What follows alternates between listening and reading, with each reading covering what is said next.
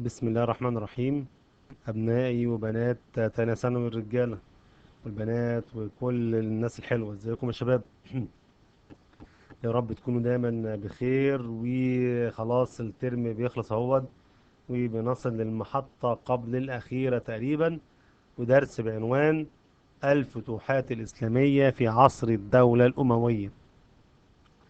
درسنا في الدرس السابق زي ما بنعمل مراجعة كل مرة للفتوحات الإسلامية في عصر الخلفاء الراشدين، وعرفنا أن سيدنا أبو بكر الصديق أرسل الفتوحات أو أرسل الجيوش إلى العراق بقيادة خالد بن الوليد، والانتصارات تمت أيضا في عهد عمر بن الخطاب في عهد بقيادة سعد بن أبي وقاص، ثم تم فتح القادسية ثم المدائن، ومن بعدها فتوحات بلاد فارس بقيادة النعمان بن مقرن، وكمان فتوحات بلاد الشام اللي استكملها أيضا جيش أو بقيادة خالد بن الوليد، ثم أيضا فتوحات تمت على يد عمرو بن العاص زي أجنادين وفتح بيت المقدس، وكمان اتكلمنا على فتح سبيطلة. دلوقتي هنتكلم على الفتوحات الإسلامية في عصر الدولة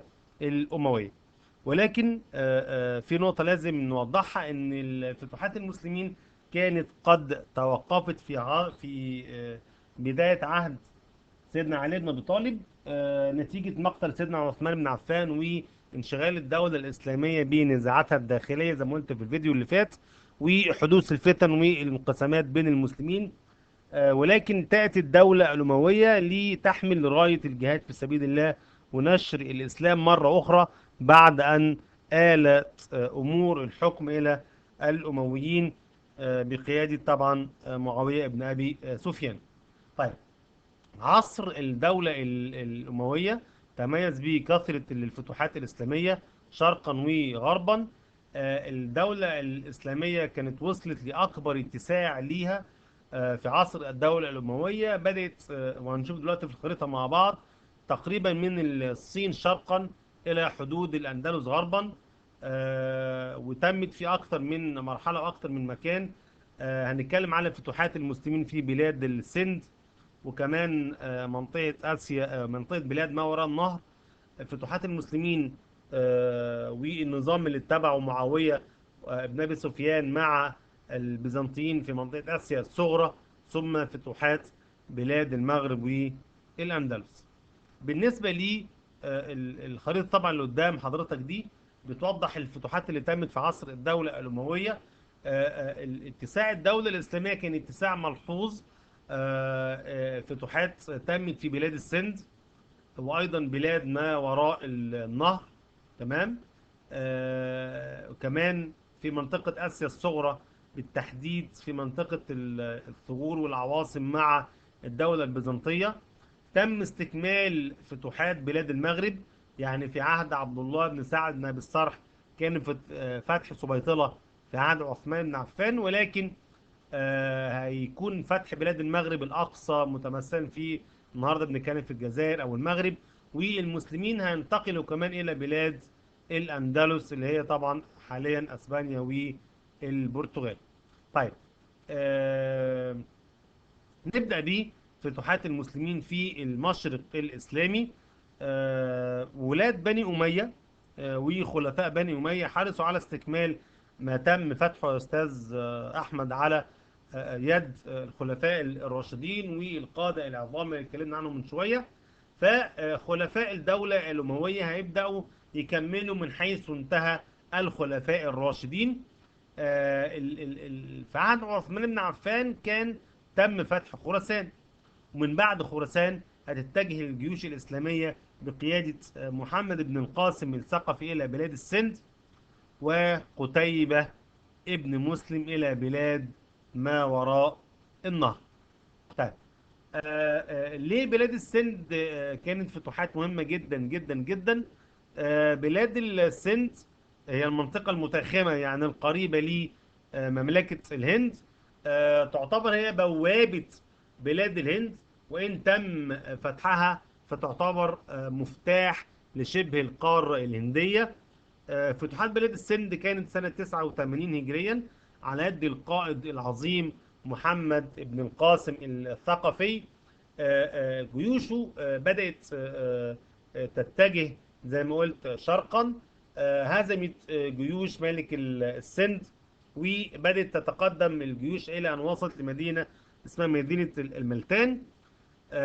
نتيجة انتصارات محمد بن القاسم الثقفي الكبيرة جدا جدا جدا، كانت بتنتقل الأخبار بسرعة إلى دمشق، أخبار انتصاراته.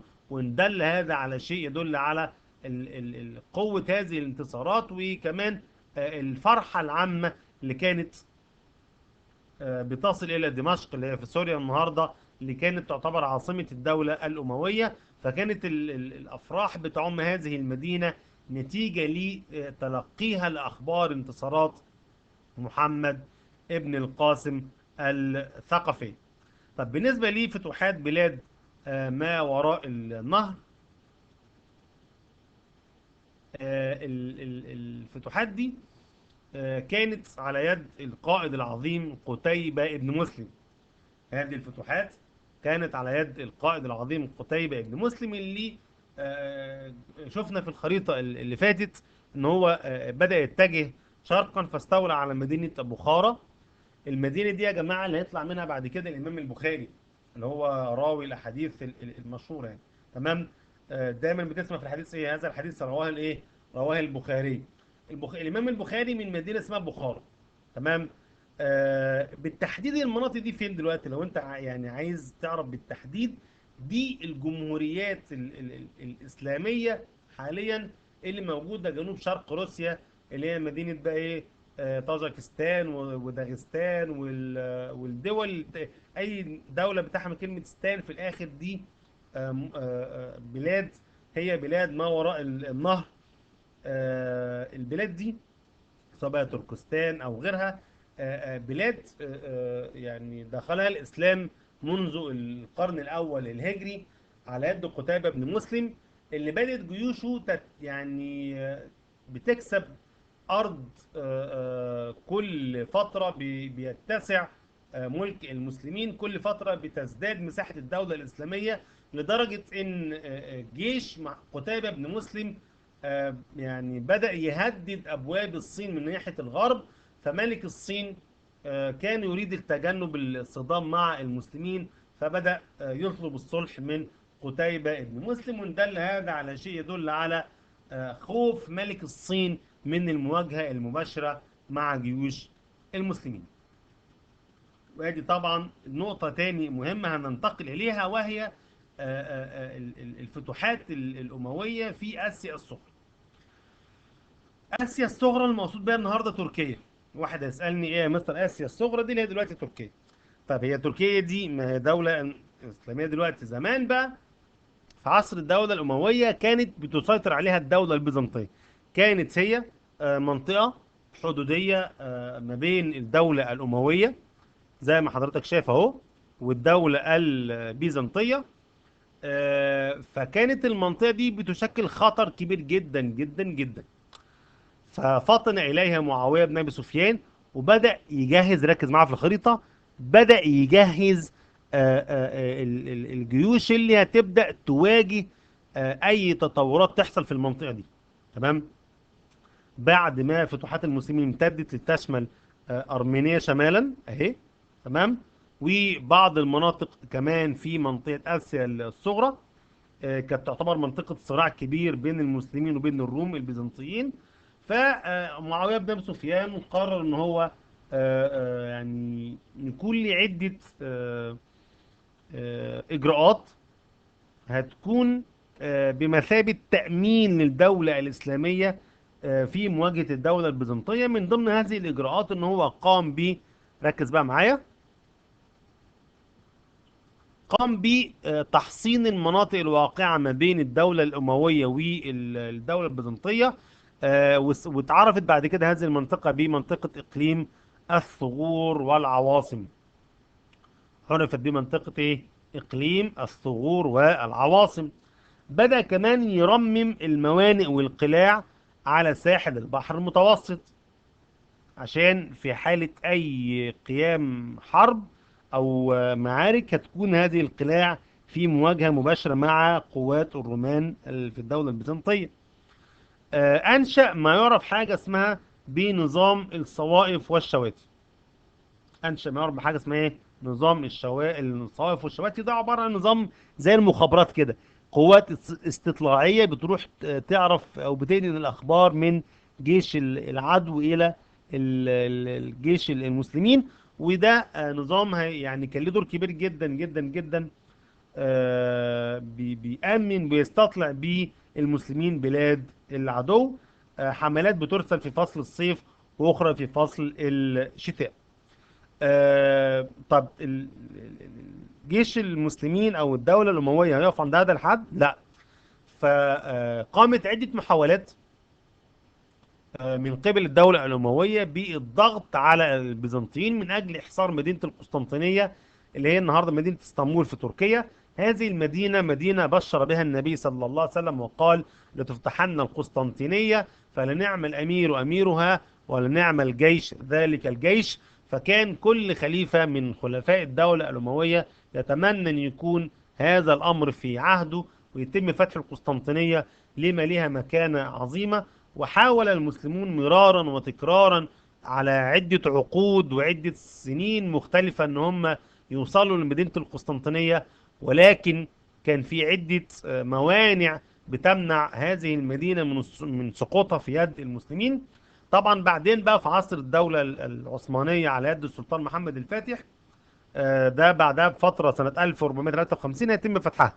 لكن الكلام دلوقتي على الدولة الأموية. فشلت في عدة محاولات لفتح القسطنطينية نتيجة لعدة أسباب، وهي أول حاجة أسباب تتعلق بالمناخ نتيجة غزارة الأمطار، البرد الشديد في هذه المنطقة. تعتبر المنطقة طبعا أوروبية، الجزء الأوروبي منها. غزارة الأمطار والبرد الشديد وتفشي بعض الأمراض والأوبئة زي مرض الجدري، ده كان بيمنع الأمويين إن هم يستكملوا الفتوحات، فكانوا بيرجعوا مرة أخرى لبلاد الشام. بالإضافة لأن البيزنطيين كمان كانوا محصنين نفسهم جدا جدا جدا بعدة أساليب عسكرية لم يكن العرب على علم بها في ذلك التوقيت. منها ان هم استعملوا حاجه اسمها النار الاغريقيه. اي مراكب او اي سفن من المسلمين بتحاول تخترق المضيق او الممر القريب من القسطنطينيه، يتم القاء هذه النيران فيها فيتم اشعال المراكب. كمان كانوا بيدفنوا في الميه حاجه اسمها السلسله الحديديه، عباره عن زي جنزير او سلسله كبيره جدا. اي سفينه بتحاول تمر من هذا المضيق بيتم رفع السلسله الحديديه تماما، فبتحجز ما بين مياه القسطنطينيه ما بين الشاطئ الاسيوي والشاطئ الاوروبي. فكان بتمنع اي حد انه يحاصر هذه المدينه. النقطة الثالثة وهي الأهم، المشهورة بها القسطنطينية حتى الآن، أسوارها العالية. طبعا الأسوار دي كانت اللي بيتم أي بناء أي مدينة، كان المدينة بيكون بداخلها القصر الملكي، مساكن الناس، حياتهم، أسواقهم. فكان ليها سور مزدوج، ليها سور مزدوج. السور ده ادي طبعا رسم تخطيطي لفتح القسطنطينية ورسم تكويني ليها. وهذه الأسوار حاليا مباشرة من مدينة اسطنبول في تركيا كان لها سور مزدوج. السور المزدوج دوت بيمنع أي حد اختراقه، ولو حد عرف يخترق السور الأول كان بيصعب عليه اختراق السور الآخر، لأن الجيش بيكون اكتشف الجيش المهاجم. فالجيش اللي موجود داخل الأسوار بيكون واخد استعداده وحذره بنسبة 100%. فدي كانت أسباب فشل المسلمين في حصار مدينة القسطنطينية. طيب، بالنسبة للأمويين يعني حاولوا زي ما قلنا مرارا وتكرارا يفتحوا مدينة القسطنطينية ففشلوا، فبيتجهوا لأماكن أخرى. بيحاولوا إن هم بيوصلوا في فتوحاتهم إن هم إخضاع هذه المنطقة إقليم الثغور. في عهد عبد الملك بن مروان كمان كان ليه دور كبير جدا في استكمال حركة الفتوحات الإسلامية. عبد الملك بن مروان بيوصي ابنه خلي بالك الكلام ده انا جايبه عشان هو مهم، فهيجي عندي في اسئله بعد كده، فنركز. النص دوت او المقوله دي نستنتج منها قيمه، يا ريت حضرتك تكتبيها. الاستاذ اللي سايب الورقه والقلم، لا معلش حضرتك يعني شغال معايا. عبد الملك كان بيقول لابنه: فكن يا بني بالمسلمين بارا رحيما، وأميرا حليما، ولا تكن عنيدا كفورا، ولا تكن مختالا فخورا. خلي بالك يعني النص دوت ممكن يعني الخليفة بيوصي القائد توصية إنه يكون عنده مروءة، تكون خايف على الجيش اللي معاك، وتكون حليم بالناس اللي معاك، ما تكونش دايما بتعاند وخلاص. تمام، هنا نستفيد منها حاجة، وهي الايه؟ المروءة. كمان عبد الملك بن مروان كان بيوصي القائد بتاعه ويقول له: خلي بالك من الجنود اللي معاك، ما ترميش بنفسك للتهلكة، خليك أذكى من عدوك. هنا الوثيق أو الوصية دي بتقول إيه؟ بيقول للقائد بتاعه اللي راح يفتح مكان أو يعني يقود جيش في مكان، بيقول له: أنت تاجر الله لعباده، فكن كالمضارب الكيس. التاجر يعني الذي إن وجد ربحا تاجر، وإلا احتفظ برأس المال. خلي بالك رأس المال هنا المقصود بيه مين؟ الجنود. خلي بالك من جنودك، ما ترميش بيهم للتهلكة. بيقول له كمان: ولا تطلب الغنيمة حتى تحرز السلامة، وكن من احتيالك على عدوك أشد حذرا من احتيال عدوك عليك. خلي بالك انت لازم تكون حذر جدا جدا جدا، يعني وتكون اذكى من عدوك عشان لا تغرر بجنودك وتلقي بيهم الى التهلكه. طيب، الفتوحات الامويه في الغرب الاسلامي هتتم عندي ب اكتر من مرحله، او على اكتر من طريقه. حملات استطلاعيه زي ما قلنا اتكلمنا عنها قبل كده، تواجد الإسلام نفسه في بلاد الغرب، غير تواجد الإسلام ودخولهم في الإسلام، الاستقرار وقيام الدول المستقلة في الغرب الإسلامي. دي خريطة بتوضح لي حركة الفتوحات الإسلامية في بلاد المغرب. احنا كنا وقفنا عند مدينة سبيطلة. تمام. في كمان فتوحات هتتم في مدينة برقة ومدينة تونس أو قرطاج أو قرطاجنة نفسها، في معركة اسمها معركة تهودة هنتكلم عنها دلوقتي، بالإضافة لفتح طنجة في بلاد المغرب، ثم الانتقال بعد كده إيه إلى الأندلس. فتوحات بلاد المغرب مرت زي ما قلت بأكثر من مرحلة. استقر فتح بلاد المغرب في عهد الخليفة الأموي الوليد بن عبد الملك. وشارك في هذه الفتوحات عدة قادة، أشهرهم عقبة ابن نافع، وحسان ابن النعمان، وموسى ابن نصير. عقبة بن نافع انطلق من برقة، خرج من برقة متجه إلى الشمال الأفريقي لغاية ما وصل لساحل المحيط الأطلنطي. لكن فتوحاته ما كانتش بتكون مستقرة إلى حد ما. استشهد عقبة ابن نافع في معركة تهودة سنة 64 هجريا، ليكمل من بعده القائد العظيم حسان ابن النعمان، اللي اتجه بجيش المسلمين إلى مدينة قرطاجة أو قرطاجنة أهي قدامك على الخريطة. ولو مش واضحة شوية ممكن نرجع للخريطة اللي فاتت أهي، قرطاجة أو قرطاجنة. تمام. وبدأ فعلا جيش حسان ابن النعمان يتجه زي ما قلت لحصار ودخول مدينة قرطاجنة في عهد الخليفة عبد الملك ابن مروان، واستطاع ان هو ينتصر على القوات الموجودة هناك، وأنشأ ميناء تونس عشان يكون قاعدة ليه في شمال أفريقيا. وهو بيبني أو بينشئ ميناء تونس، استعان بالأقباط المصريين، وإن دل هذا على شيء يدل على أن هو كان بيستعين بأهل الكفاءة في هذا المجال، لأن كان المصريين عندهم كفاءة منقطعة النظير في بناء الموانئ، باعتبار أن مصر كان ليها موانئ على البحر المتوسط. كمان بعض البربر اللي هم البدو اللي كانوا عايشين في المناطق الصحراوية، جمعوا نفسهم مرة أخرى وكانت بتجمعهم امرأة تعرف بالكاهنة، استطاع ان هو يقضي عليها. عرفنا دلوقتي مشوار وانتصارات عقبة بن نافع، كمان حسان بن النعمان.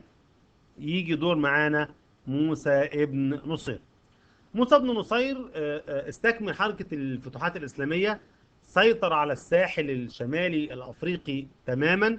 بدأ يصل به فتوحاته إلى مدينة بعد قرطاجة إلى مدينة طنجة، المدينة المطلة عندي على الجانب الأوروبي بقى. وهيكون في أمل كبير إن المسلمين ينتقلوا إلى أوروبا بعد ذلك.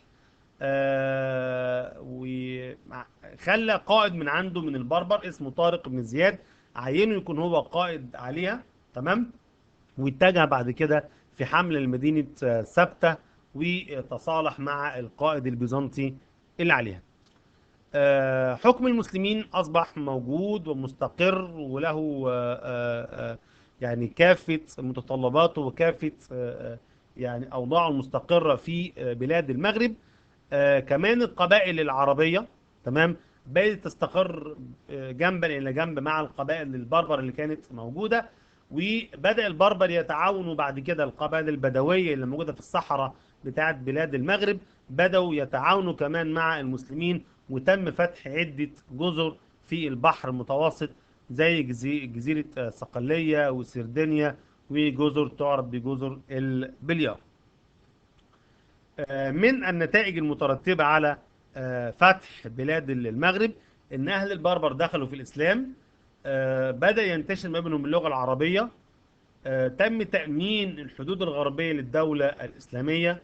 البربر اندمجوا اندماج كبير جدا مع الدولة الإسلامية زي ما قلت، وكان لهم دور كبير لمعاونة المسلمين. هم خلاص دخلوا في الإسلام بقى، كانوا جزء من الجيش الإسلامي اللي كان معاه مفتاح بلاد الأندلس، وبسببهم انتشر الإسلام في الأندلس، لأن هيكون قائد المسلمين واللي هيفتح بلاد الأندلس هو طارق بن زياد، واحد من أبناء البربر الذين دخلوا في الإسلام وحسن إسلامهم، وكانوا من القادة العظام في التاريخ الإسلامي. طيب، فتح الأندلس بقى ده هيكون ليه يعني أمر مهم جدا جدا جدا. الأندلس اللي هي النهاردة أسبانيا والبرتغال، بعد ما تم استكمال فتوحات شمال أفريقيا، وبدأ يعني يستقر الحكم الإسلامي في بلاد المغرب، بدأ المسلمين يفكروا ان هم يعني يصلوا او يضعوا اقدامهم في القاره الاوروبيه، خاصه ان حاكم مدينه سبته اللي تصالح مع موسى بن نصير بدأ يزين ليهم فتح الاندلس. ودي نقطه مهمه جدا جدا جدا. ولكن فتح الاندلس عايز قوه كبيره، وفي عبور بحر ومحيط، فلابد من استشارة الخليفة. فبدأ يحصل مشاورات ما بين موسى بن نصير قائد المسلمين في شمال أفريقيا، وهيكون ليه حوار كبير مع الخليفة الوليد بن عبد الملك. ادي زي ما احنا شايفين فتوحات المسلمين، ادي مدينة سبتة اهي، وادي الدولة الأموية في شمال أفريقيا والمغرب. هيعبر بعد كده طارق بن زياد هذا الطريق باللون الأخضر اهوت، ثم سيعبر إليه موسى ابن نصير عشان يستكمل فتوحات المسلمين في الأندلس. طيب، إيه طبيعة الحوار وإيه اللي حصل ما بين موسى بن نصير والخليفة الوليد بن عبد الملك؟ بعت له موسى بن نصير وقال له بستأذنك يا أيها الخليفة يا وليد عبد الملك إن أنا أوسع حركة الفتح شوية عشان تشمل تلك المنطقة من القارة الأوروبية، ولو دخل الإسلام هيكون فتح عظيم جدا. فرد عليه الخليفة الوليد وقال له خضها، يعني الحرب دي الأندلس يعني، خضها بالسرايا، يعني الجيش العدد قليل شوية، حتى ترى وتختبر شأنها، ولا تغرر بالمسلمين في بحر شديد الأهوال. يقصد به إيه؟ المعارك المترتبة بعد كده والحروب والمحيط الأطلنطي وغيره. فرد عليه موسى بن نصير وقال له انه ليس ببحر خضم، ده حاجه مش ده مضيق صغير اللي هو اسمه النهارده مضيق جبل طارق يعني. فقال له ايه؟ انما هو خليج، يقصد يعني حاجه صغير، بحر صغير يعني، يبين للناظر منه ما خلفه. ده انا لو وقفت على شط المغرب هشوف الناحيه التانيه من بلاد الاندلس. فرد عليه الوليد مرة تانية وقال له لابد من اختباره بالسرايا قبل خوضه وقت حامي. وان دل هذا على شيء، ايوه انا شايف يوسف هو بيمسك القلم وهيكتب حاجة انا هقولها. وان دل هذا على شيء يدل على ان الفتوحات الاسلامية كان لابد فيها الاول المشاورة والاستئذان من قبل القائد، وان يعطي الخليفة الاذن للقائد. آه، يعني في تخطيط مستمر بيحصل ما بين الخليفة والقائد. بناء على هذا التخطيط موسى بن نصير انتدب طارق بن زياد، واحد من القادة المسلمين البربر. قال له انت هيكون ليك بداية شرف، بداية الوصول إلى هذا المكان، وانت هيكون هتخوض تلك المعارك ببعض السرايا الصغيرة بناء على رغبة الخليفة وأمر منه. وبالفعل بدأ طارق بن زياد يشق طريقه إلى القارة الأوروبية، ونزل فعلا إلى من سفح الجبل اللي عرف في ذلك التوقيت بجبل الفتح، وهيعرف بعد كده بجبل طارق. والقبائل القوطية، القوط يعني، اللي كانوا موجودين في بلاد الأندلس بدأوا يقاوموا مقاومة عنيفة لطارق بن زياد وجيشه، لكنه سيستطيع أن هو يحرز نصرا عظيما مؤزرا عليهم. وبدأوا يجمعوا نفسهم مرة أخرى من أجل اللقاء في معركة تعرف بمعركة شاذون.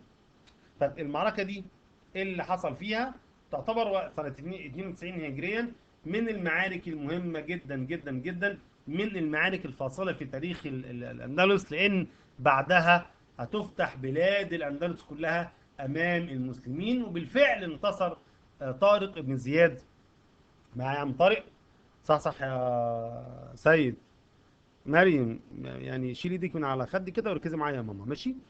آه، انتصر فعلا طارق بن زياد وهزم القوط. دخل المسلمون بعد ذلك معظم بلاد الأندلس دخلت في حوزة المسلمين. بعدها هيعبر إليه موسى ابن نصير عشان يستكمل الفتح، وبدأ يتخذ طريق مغاير للطريق اللي سلكه طارق بن زياد، وبدأ يفتح بالفعل عدة مدن أهمها مدينة إشبيلية. خلي بالك اللون الاسود ده اهي خط سير طارق بن زياد، خرج من هو من المغرب اهو، ثم معركة جبل طارق نفسها، ثم معركة شاذونة، ثم اتجه في عدة معارك أهمها طليطلة وغيرها إلى أن وصل شمال غرب الأندلس. موسى بن نصير بدأ يتخذ طريق مغاير ليه شوية، سيطر على عدة مدن أهمها مدينة إشبيلية. تمام. بعد كده هيعبر إليه أيضا عبد العزيز ابن موسى بن نصير، استكمل أيضا الفتوحات الإسلامية في شرق الأندلس أهو باللون الأخضر أهو، واتجه لبعض المناطق الأخرى في الغرب.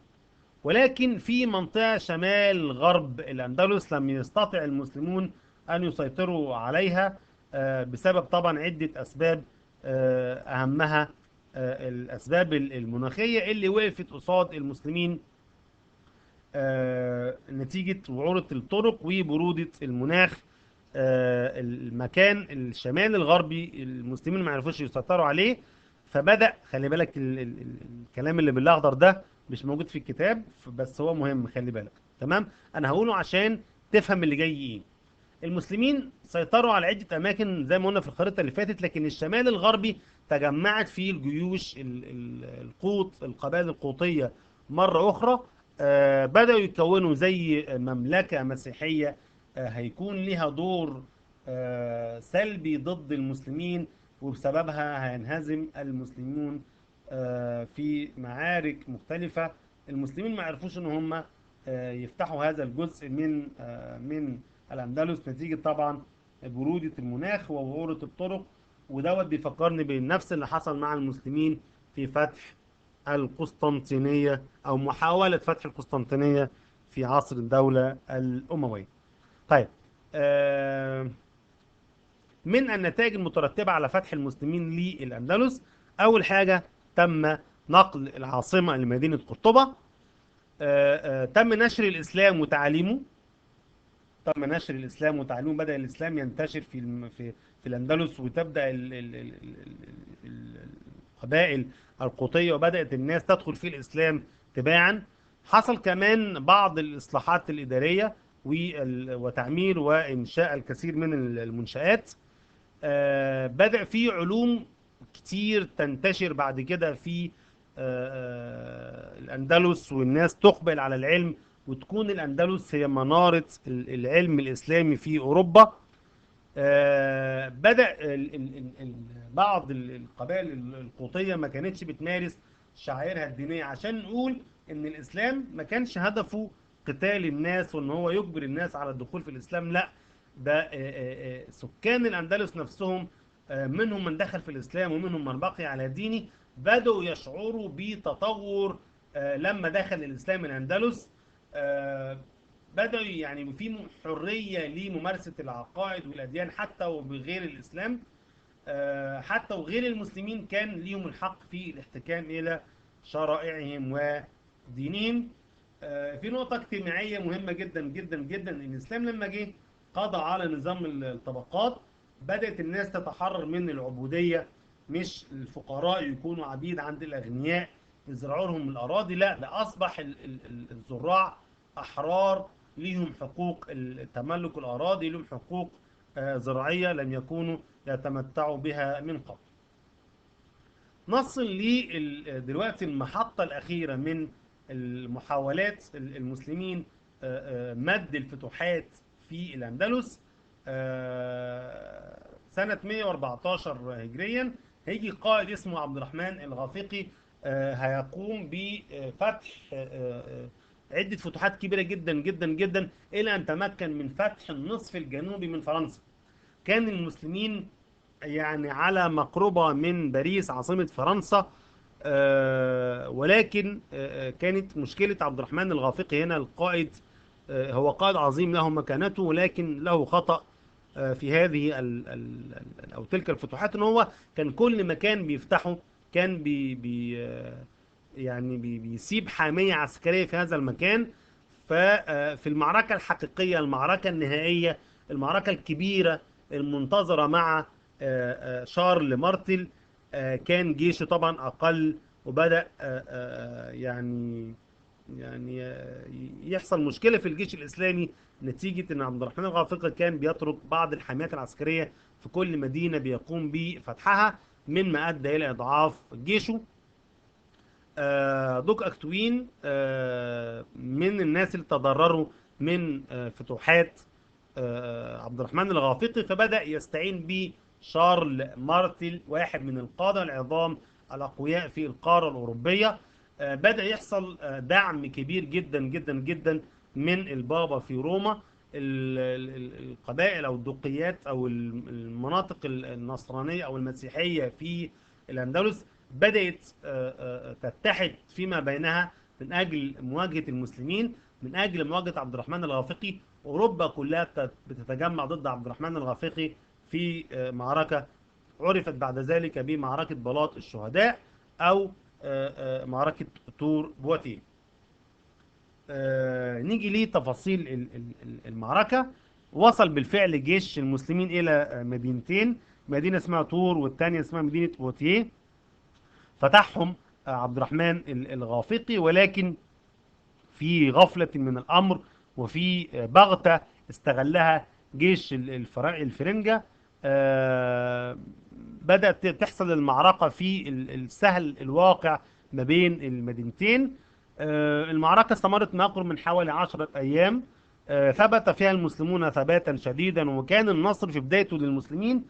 ولكن مع كتر أيام المعركة انتهت المعركة في الآخر بانتصار الفرنجة على المسلمين. يعني لولا أن تم استشهاد القائد عبد الرحمن الغافقي ومعاه عدد كبير من القيادات، ولولا قرار الجيش بالانسحاب، عمر ما شارل مارتل كان تمكن من المسلمين. شارل مارتل بعد ما انتصر على جيش عبد الرحمن الغافقي وأوقع الكثير من المسلمين شهداء، عشان كده تسمى المعركة ببلاط الشهداء. هزم المسلمون وانتصر جيش الفرنجة. دي كانت النتيجة النهائية لمعركة بلاط الشهداء. يا ترى ايه سبب هزيمة المسلمين في معركة بلاط الشهداء؟ اتمنى تكون حضرتك بدأت تستوعب بعض النقاط اللي انا ذكرتها. جيش عبد الرحمن الغافقي اللي بيسيبه في كل مكان كان عامل سلبي. في نفس الوقت كان في تفوق عددي واضح لجيش شارل مارتل، بالاضافه ان هو قريب من قواعد الامداد. المسلمين اقرب قواعد الامداد ليهم في المغرب، ودي بعيده طبعا، بينما جيش شارل مارتل كان في امداد وتموين او تمويل بيحصل مستمر من القبائل في اوروبا. كمان اتحاد جيش الفرنجة، وكمان الدعم الواضح اللي بياخده دوك أكتوين من البابا في روما، بالإضافة للظروف المناخية، الظروف الطبيعية الصعبة اللي كان بيحارب فيها المسلمين. ما كانش المسلمين متعودين على الحرب في هذه الظروف المناخية الصعبة، بالإضافة لإنهاك قوة المسلمين نتيجة خوضهم للكثير من المعارك. وبكده نكون وصلنا لآخر نقطة عندي في الدرس. عايز توقف الفيديو هنا براحتك، مفيش مشكلة. راجع الدرس مرة واثنين وثلاثة وحصلني على الجزء الخاص بالأسئلة. دي طبعا معركة تور بوتيه. ادي جيش المسلمين هو، وكان على مقربة من مدينة باريس، ولكن جيش الفرنجة بقيادة شارل مارتل كان قد تغلب على جيش المسلمين في معركتي أو تور بوتيه أو معركة بلاط الشهداء. الأسئلة أنا سايبك على فكرة تراجع براحتك، ووقفت الفيديو مرة واثنين وثلاثة وفتحت الكتاب وبصيت فيه، يعني أنا سبتك تعمل أنت عايزه. فيلا ركز بقى معايا وقول لي يا سيدي: ظهر التنسيق بين الخلفاء والقادة المسلمين في كل المعارك الآتية ما عدا معركة إيه؟ على فكرة كل المعارك اللي فيها تخطيط ما بين القادة والخليفة انتصر فيها المسلمين. المعركة اللي فيهاش تخطيط انهزم فيها المسلمين. ها، آخر معركة لسه متكلمين عنها من شوية. افتح الكتاب وبص يا سيدي. هتقول المستر والله يا عم انا بقول لك افتح الكتاب. معركة ايه؟ طب ارجع بالفيديو ورا شوية. ماشي، ما هي اسمها بلاط الشهداء، انا عارف ان اسمها بلاط الشهداء، بس هي ليها اسم تاني: طور وتيه. ماشي يا استاذة نون مين؟ سما، شاطرة يا سما، برافو عليك. طيب، قال موسى ابن نصير لجنودي، بيخطف جنوده يقول لهم ايه؟ وايم الله، يعني بيحلف، يعني بيقول والله زي كانوا بيقول والله العظيم يعني. وايم الله لا اريم هذه القلاع والجبال الممتنعه حتى يضع الله وارفعها ويذل امنعها ويفتحها على المسلمين بعضها او جميعها. في ضوء النص السابق، المقوله اللي قالها موسى بن نصير لجنوده، القلاع اللي كان بيقصدها، يا ترى كان بيقصدها تقع هذه القلاع فين؟ افريقيه ولا المغرب ولا فارس ولا برقة؟ ايه البلد او ايه المكان اللي كان بيفتحه في ذلك التوقيت؟ افريقية؟ لا، ما كانتش افريقية. لان افريقية كان اعتمد على مرة كان عبد الله بن سعد بن الصالح، ومرة كان عقبة بن نافع. طيب، فارس ما جبناش سيرة بلاد فارس النهارده خالص. برقة، ما برقة قبل كده، يبقى كده مفيش غير الايه؟ غير المغرب. شاطر يا سامي.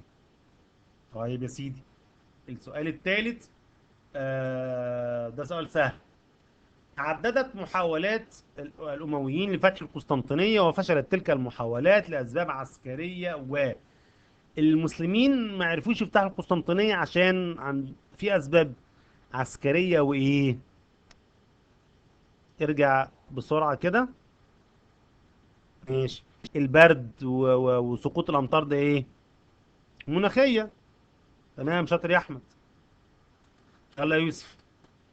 إيه العلاقة بين مقتل عثمان والفتوحات الإسلامية؟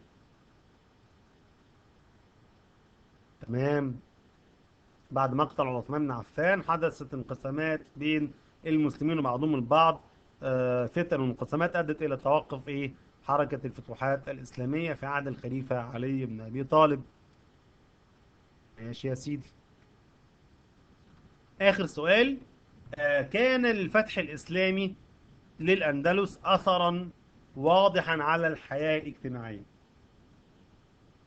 طيب المجتمع في الأندلس قبل الإسلام كان في نظام طبقي، وكانوا بيعاملوا الناس معاملة سيئة وبيستعبدوهم، وما كانش في أي حقوق للزراع. عندما جاء الإسلام قضى على نظام الطبقات، وتم التحرر من العبودية، فأصبح الزراع أحرار، أصبح لهم حقوق لم تكن موجودة من قبل. وبكده نكون وصلنا لآخر نقطة عندي في الدرس. أتمنى إن شاء الله من حضرتك تكون جاهز لآخر درس في المنهج إن شاء الله، الدرس اللي جاي. أشكركم من كل قلبي، إلى أن نلقاكم. السلام عليكم ورحمة الله وبركاته.